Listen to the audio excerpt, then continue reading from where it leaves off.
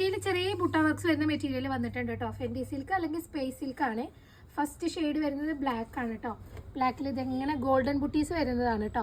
Black shade available ആണ്. പിന്നെ നല്ല ഭംഗിയുള്ളൊരു യെല്ലോ ആണ് കേട്ടോ, ഒരു മാംഗോ യെല്ലോ വിത്ത് ഗോൾഡൻ ബുട്ടീസ് ആണ് വരുന്നത്. നെക്സ്റ്റ് ഷെയ്ഡ് വരുന്നത് വൈൻ ആണ് കേട്ടോ. ഫെൻഡി സിൽക്കിൽ വൈൻ ഷെയ്ഡ് നെക്സ്റ്റ് വൺ. പിന്നെ വരുന്നത് ലാവൻഡർ ആണ് കേട്ടോ, ഒരു ലൈറ്റ് ലാവൻഡർ ഷെയ്ഡാണ്.